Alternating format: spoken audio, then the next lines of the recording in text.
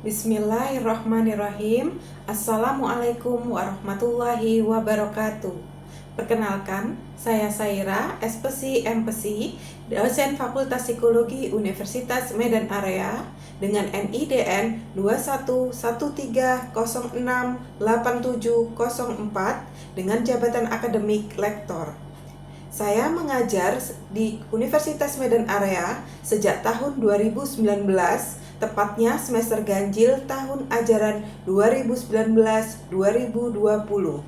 Pada kesempatan ini, saya membuat pernyataan diri dalam unjuk kerja Tridharma Perguruan Tinggi atau disingkat PDD UK TPT.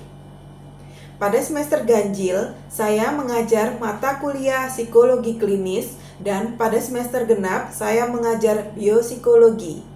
Kali ini saya akan menjelaskan terkait mata kuliah psikologi klinis dengan beban 3 SKS di semester 3 dengan kode mata kuliah PS 6007. Mata kuliah psikologi klinis ini mempelajari permasalahan perilaku manusia dan merumuskan solusi menggunakan prinsip kerja klinis, paradigma psikologi, dan kode etik psikologi. Mata kuliah ini mengajarkan peran, kompetensi, setting kerja, dan etika psikologi klinis, paradigma psikologi, prinsip dan metode asesmen psikologi klinis, kriteria klasifikasi gangguan mental, dan penegakan diagnosa, serta model intervensi guna menghasilkan perubahan perilaku. Adapun capaian pembelajaran pada mata kuliah psikologi klinis, yang pertama menunjukkan sikap bertanggung jawab atas pekerjaan di bidang keahliannya secara mandiri. Yang kedua, menjunjung tinggi kode etik selaku profesi dan akademisi. Yang ketiga, memahami konsep dasar asesmen psikologis dalam menganalisis gejala psikologi individu, kelompok, organisasi, dan komunitas. Keempat, mampu memutuskan secara tepat penyelesaian masalah di bidang keahliannya berdasarkan informasi dan data. Kelima, mampu melakukan interview, observasi, tes psikologi yang diperbolehkan sesuai prinsip psikodiagnostik dan kode etik psikologi. Dan yang terakhir, mampu menganalisis persoalan psikologis non-klinis dan persoalan perilaku, serta menyajikan alternatif pemecahan masalah dan melakukan rujukan sesuai dengan ketentuan kode etik psikologi. Selanjutnya, CPMK pada mata kuliah ini yaitu mahasiswa mampu menunjukkan prinsip kerja dan cakupan psikologi klinis. Mahasiswa mampu membedakan gangguan mental berdasarkan kriteria DSM-5. Kemudian, mahasiswa mampu mengidentifikasi masalah perilaku non-klinis melalui proses asesmen. Dan yang terakhir, mahasiswa mampu menyusun rekomendasi perubahan perilaku berdasarkan hasil asesmen dan kode etik psikologi.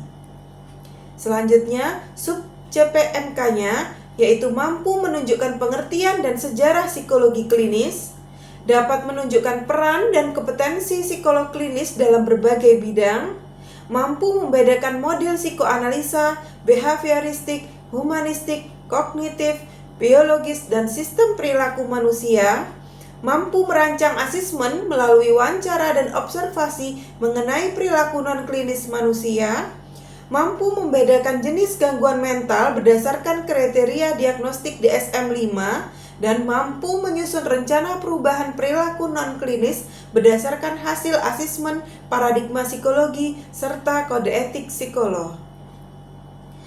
Tahapan pengajaran yang saya lakukan pada mata kuliah psikologi klinis terdiri dari 14 kali pertemuan tatap muka dan 2 pertemuan untuk UTS dan juga UAS. Materi pengajarannya dimulai dari pertemuan pertama yaitu pengertian psikologi klinis, kemudian dilanjutkan sejarah psikologi klinis, kemudian peran psikolog klinis, kemudian kompetensi psikolog klinis, dilanjutkan bidang ilmu yang berhubungan dengan psikologi klinis, paradigma dan model dalam psikologi klinis, asesmen psikologi klinis, kriteria dan klasifikasi gangguan mental, dan intervensi psikologi.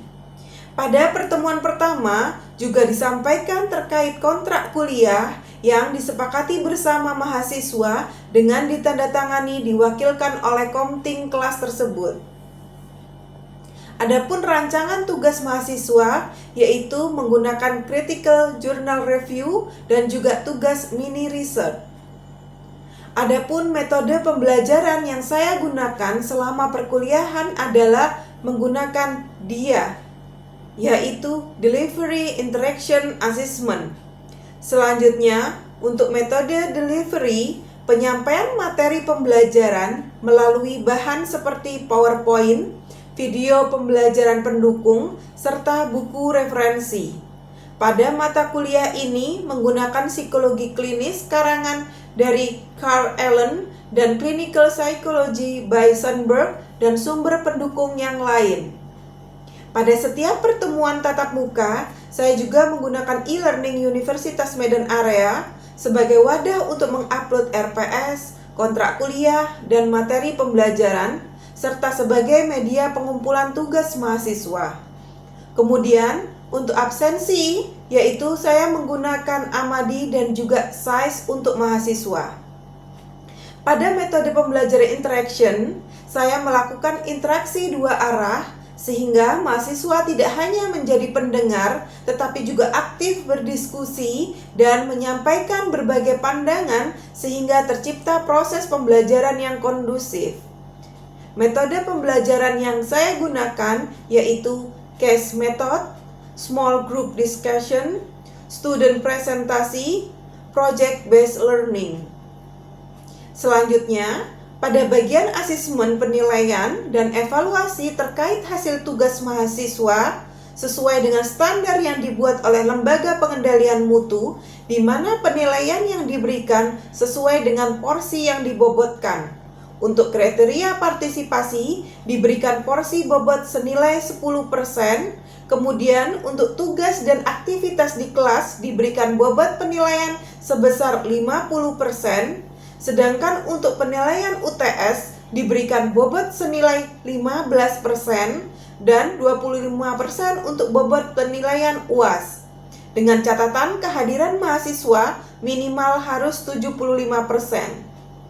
Nilai dari hasil mahasiswa didapat dari kemampuan mahasiswa itu sendiri dengan menggunakan penilaian acuan norma, yaitu dengan kisaran rentang A lebih dari 85, B plus 77,5 sampai 84,9, B 70 sampai 77,9, C plus 62,5 sampai 69,9, C 55 sampai 62,9, D 45 sampai 54,9, dan E kurang dari 44,9. Baik, selanjutnya saya akan menampilkan proses pengajaran mata kuliah psikologi klinis pada pertemuan kedua yang ada dalam video berikut. Terima kasih. Assalamualaikum warahmatullahi wabarakatuh. Bismillahirrahmanirrahim. Assalamualaikum warahmatullahi wabarakatuh.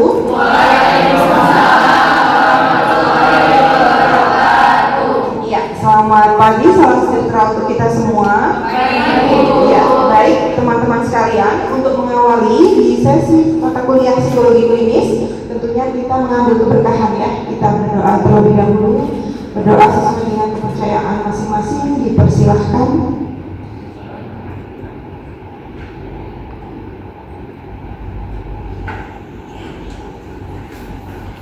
Berdoa selesai. Baik teman-teman, kali ini kita masuk di pertemuan kedua untuk mata kuliah psikologi klinis terkait tentang peran dan kompetensi psikolog klinis. Yang sebelumnya, di pertemuan sebelumnya masih ingat materi apa yang pernah saya ajarkan? Yaitu terkait masih pengantar ya, pengantar psikologi klinis dan juga sejarahnya begitu.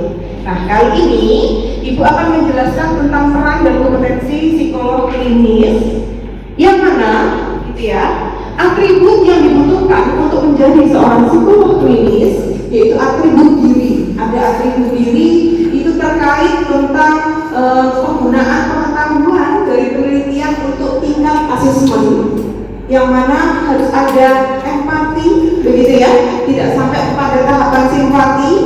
Kemudian ada integritas. Nah, integritas ini terkait tentang apa? Kejujuran tentunya, gitu ya, dan juga ada kestabilan emosi. Saya rasa untuk dikatakan siap menjadi psikolog, sepertinya memang butuh untuk menyelesaikan dulu permasalahan yang ada dalam diri seseorang, gitu ya. Baru kita bisa bantu. Ya, bukan berarti jadi psikolog itu harus yang sempurna ya Bu, harus bebas dari masalah. Saya rasa enggak juga, gitu ya. Tetapi yang penting pada tahapan stabilan secara emosional, gitu ya. Kemudian tadi terkait masih integritas, gitu ya, kejujuran, ada kepercayaan sehingga kepada klien kita bisa bersikap profesional, begitu. Kemudian kalau dari tingkat pendidikannya, gitu ya, pendidikannya tentunya S1-nya harus dengan ambil dia sarjana psikologi, kemudian dilanjutkan dengan S2 dan S3 psikologi klinis. Ini bagi yang mau lebih concern terhadap akademisi ataupun juga penelitian, begitu. Maka S2 dan S3-nya ambil yang arahnya konsentrasinya klinis, begitu. Kemudian ada pengalaman klinis, gitu ya, pelatihan, praktikum, magang klinis, ini untuk kepentingan pendidikan profesi, gitu ya, teman-teman. Kemudian ada kompetensi yang harus juga diukur, begitu ya. Ini ada ujian kompetensi terlebih dahulu ketika mau menjadi seorang psikolog klinis. Kemudian lisensi sebutan psikolog dan izin praktek.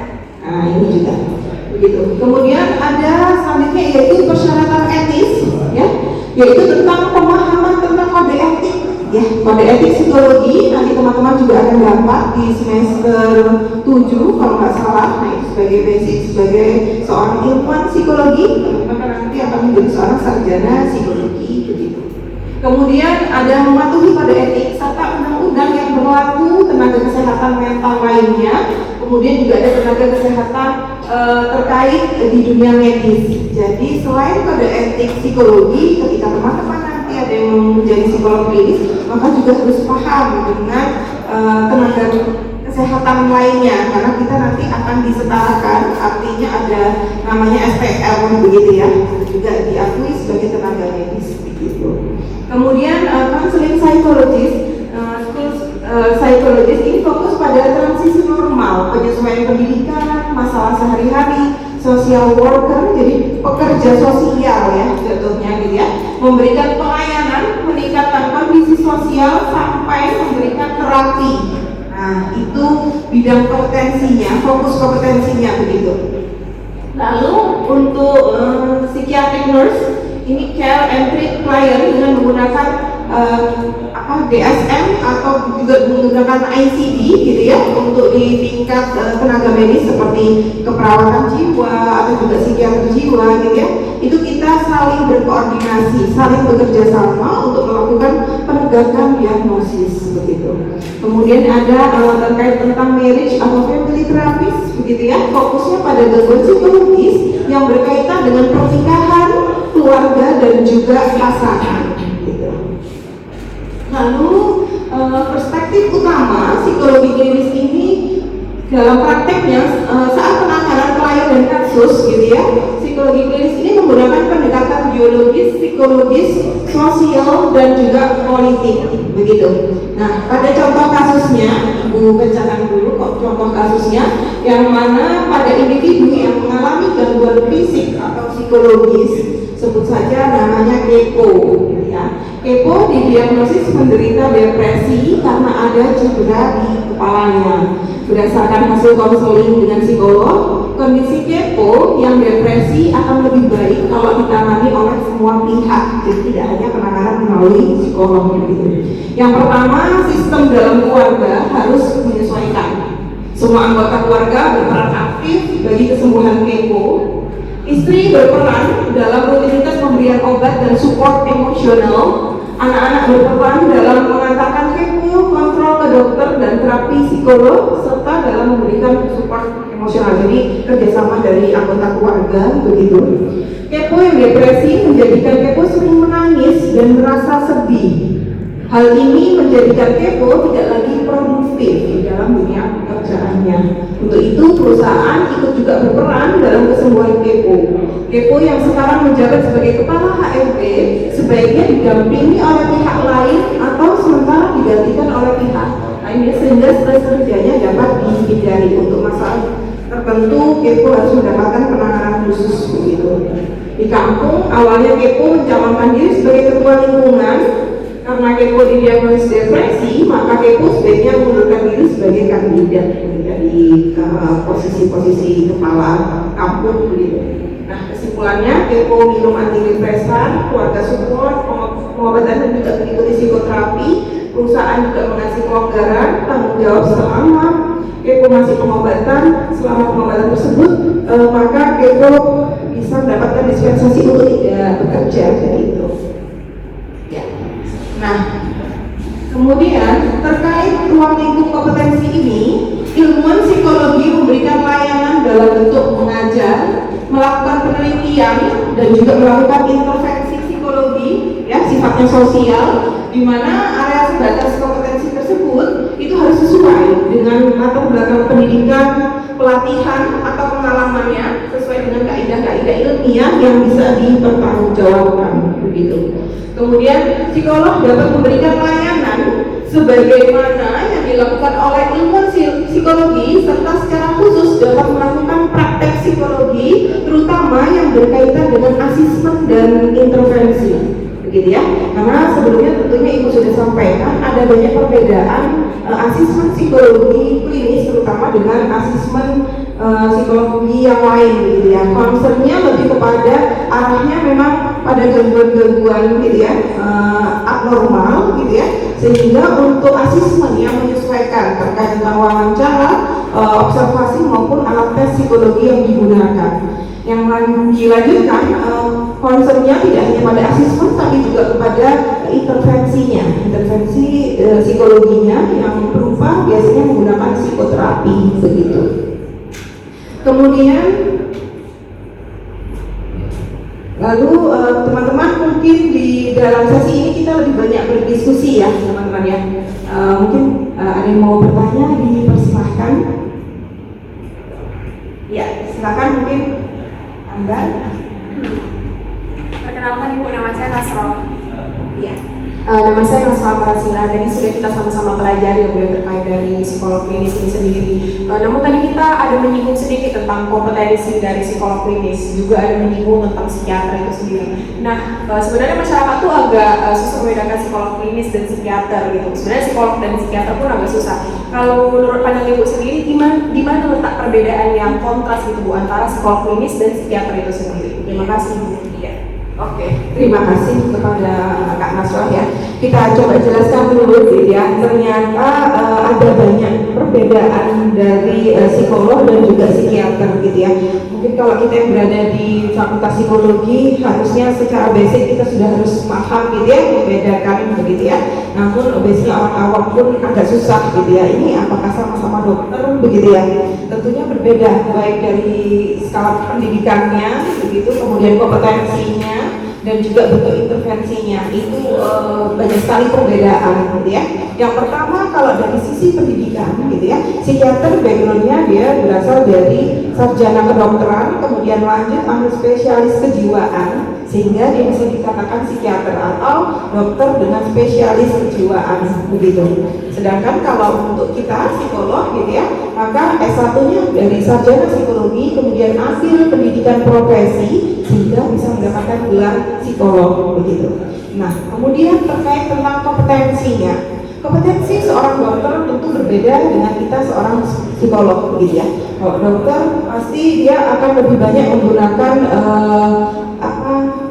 diagnosa yang berupa fisik begitu ya. Pemeriksaannya pun juga melakukan melalui proses biologis begitu ya, neurotransmitter dan lain sebagainya yang sifatnya lebih kepada biopsikologi atau juga dengan menggunakan neuropsikologi begitu ya. Kemudian sedangkan kalau kita di psikolog gitu ya, untuk kompetensinya yang yang pertama yaitu tentang kemampuan asesmennya, begitu ya. Asesmen kita menggunakan wawancara, observasi, dan juga ada alat bantu yang yaitu alat tes psikologi, begitu. Kemudian yang ketiga terkait tentang intervensinya, gitu ya. Bentuk intervensi kalau untuk psikiater dia lebih menggunakan psikofarmakologi, yaitu menggunakan obat-obatan, begitu ya, sebagai bentuk penanganannya. Walaupun untuk yang akhir-akhir ini sekarang para psikiater itu juga banyak belajar teori-teori psikologi.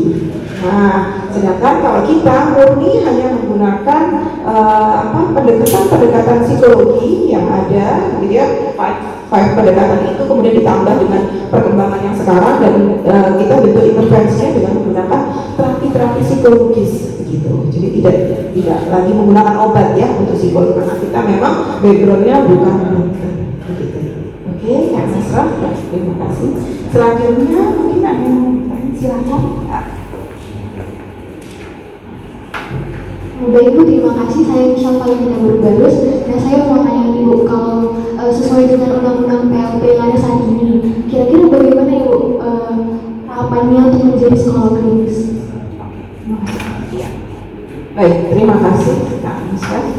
Nah, kita ini kan yang terkait tentang undang-undang PLP yang sudah dikeluarkan mulai tahun 2022, di mana di situ akan diatur, gitu ya, terkait tentang pendidikan dan juga layanan psikologi. Di mana kalau kita bicara psikologi klinis, gitu ya, sekarang untuk karena sudah berlakunya undang-undang tersebut, maka semua psikolog yang ada di Indonesia itu dianggap psikolog umum, begitu ya, karena belum ada penjurusan atau spesialisasi untuk pendidikannya, begitu. Nah, maka untuk perubahan kurikulumnya tentu teman-teman sudah banyak yang tahu ya, bahwa untuk lanjut menjadi seorang psikolog kita harus mengambil pendidikan profesi, bukan ambil S2-nya ya. Bukan, karena untuk S2 Magister Profesi Psikologi di seluruh Indonesia sudah ditutup. Sekarang diganti dengan pendidikan profesi, yang mana pendidikan profesi ini diambil kurang lebih 3 semester saja, sehingga teman-teman nanti keluar dengan gelar SPSI, psikolog, begitu ya. Itu untuk legalitas secara izin prakteknya. Namun itu masih menjadi psikolog umum, gitu ya.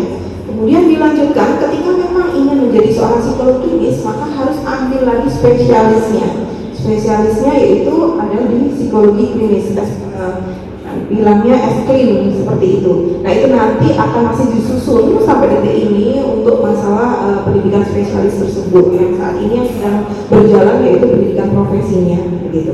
Nanti pun akan jatuhnya juga akan sama seperti dokter, begitu ya.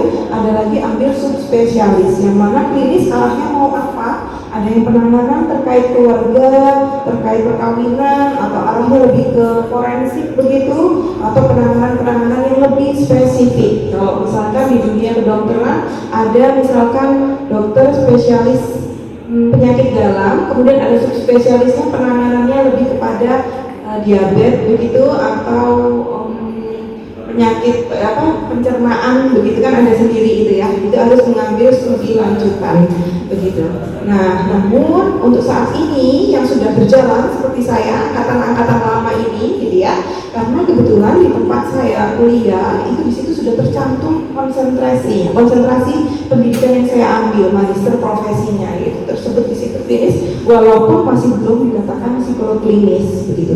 Kemudian saya bergabung di IPK, begitu ya, Ikatan Psikolog Klinis, yang mana ada sumpahnya kembali untuk psikolog klinis. Kemudian sehingga pengurusan terkait dengan SIPP, surat izin praktek, kemudian juga ada lagi SIPPK, surat izin praktek psikolog klinis, dan ada juga STR, yaitu tanda registrasi yang disamakan dengan tenaga kesehatan. Maka itu sampai saat ini masih bisa dikatakan psikolog klinis, gitu ya. Walaupun untuk di dunia kalau balik kita ke HIMSI tetap masih psikolog umum, sehingga makanya masih kadang-kadang berbagi pekerjaannya kadang-kadang masih bisa ambil PIO, masih bisa ambil pendidikan, gitu ya, dan juga bisa sih tentunya bisa konsen di klinisnya.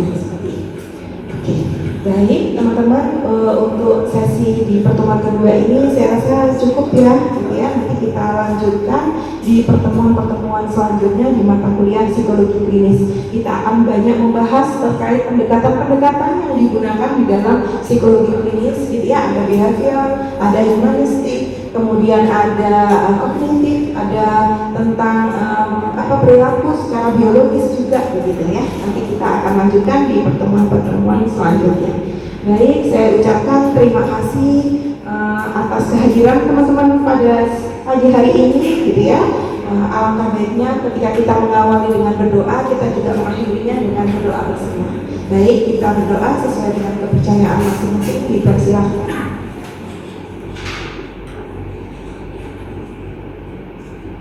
Baik, terima kasih. Kurang lebihnya saya mohon maaf. Assalamualaikum warahmatullahi wabarakatuh. Waalaikumsalam.